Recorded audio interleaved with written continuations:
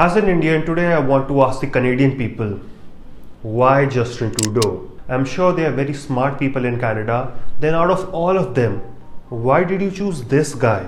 Your Prime Minister walks into the Parliament and accuses India of conducting a covert operation on Canadian soil. Fair enough. But then where is the proof? He alleges of a potential involvement of Indian government in the killing of Hardeep Singh Nijjar. Your Prime Minister, without being sure about who actually killed the guy, spoke about it in the Parliament. Your Foreign Minister Melanie Jolie expelled a senior Indian diplomat without being sure whether it was India who was actually involved in the killing or not. This not only reflects very poorly on Justin Trudeau, but it also goes to show how incompetent Canada's intelligence and police services are, considering this guy Hardeep Singh Nijjar was killed 3 months ago. Frankly, I'm not even surprised. In 1985, Khalistanis terrorists bombed an Air India plane full of Canadian citizens in Canadian airspace, and the Canadian police was not able to convict even one of those terrorists. This only goes to show how much Canada values the life of its citizens. And don't for a second be fooled in believing that Justin Trudeau values the life of this Nijjar guy. The only reason why Trudeau is drumming up this false threat from India is because when he came here, he was snubbed by Modi for not doing anything to clamp down on Khalistani terrorists and calls for assassination of Indian diplomats in Canada. I'm sure many of you have already seen the image of this Gurdwara in Surrey. See this poster? This poster wants assassination of Indian diplomats. Assassination wanted of Indian diplomats. That's what this poster says. Yes, this poster came out after Nijjar died, but nothing justifies calls for assassination of Indian diplomats in Canada. And let me tell you this, these calls for assassinations are nothing new for these Khalistani terrorists. In fact, they like to glorify such killings. In 1984, these same Khalistani terrorists assassinated India's first female Prime Minister Indira Gandhi in cold blood.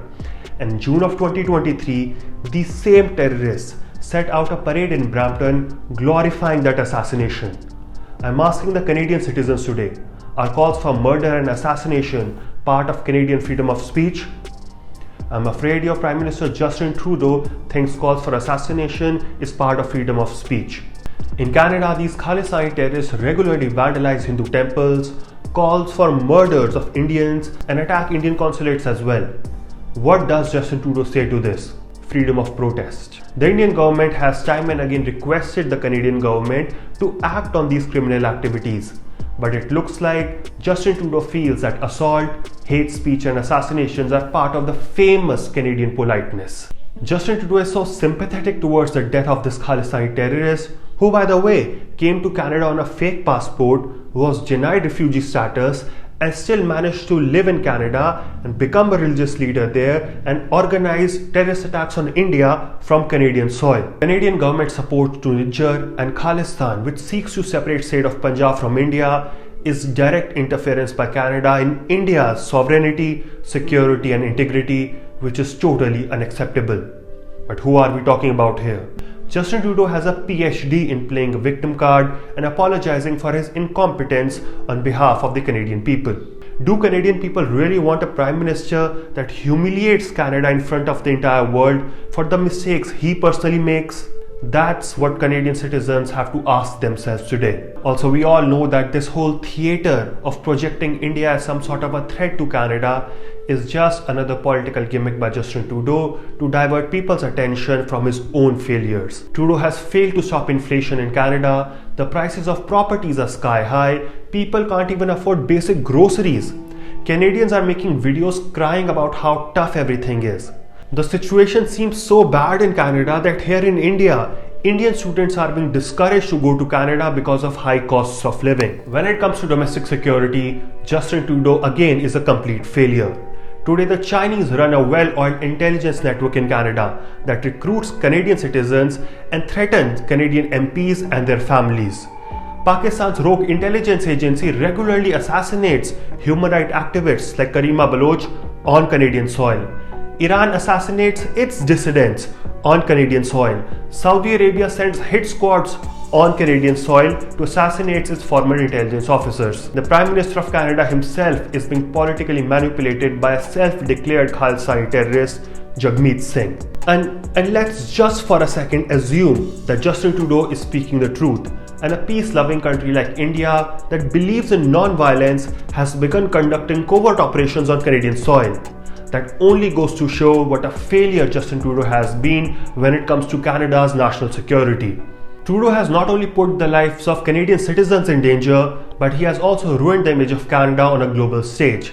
Whenever and wherever Trudeau goes, he is scolded and humiliated. Modi, Xi Jinping, Joe Biden, even former president of Brazil, Jair Bolsonaro, don't take Canada seriously. That is where Canada stands today on a global level because of Justin Trudeau. And Canadians, please get Trudeau's plane fixed. This whole plane fiasco was so absurd that now there are rumors in India that Trudeau's plane was not allowed to leave, not because of technical failure, but because Indian authorities discovered drugs on it.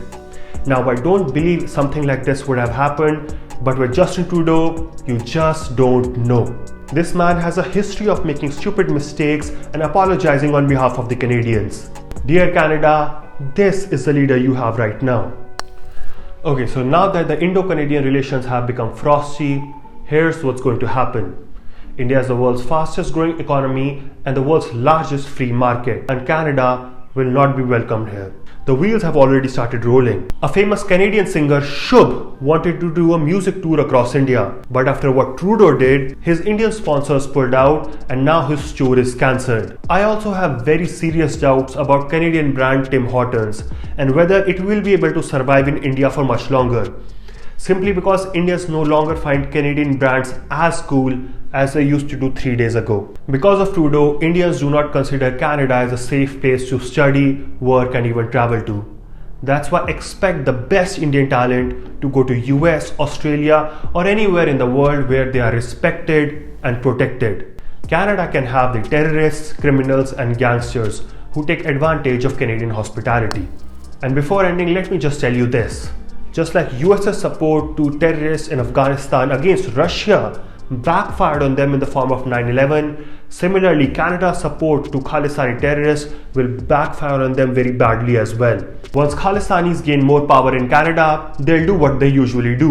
They'll start conducting terror activities on Canadian soil, on Canadian people, and judging from the poor state of Canadian leadership right now, it seems that they will succeed in making a separate state for Khalistan, not from India, but from within Canada. Justin Trudeau and people who support him must remember this. You can't keep snakes in your backyard and expect them only to bite your neighbors. Thank you everyone for coming over to my vlog, and I will see you soon.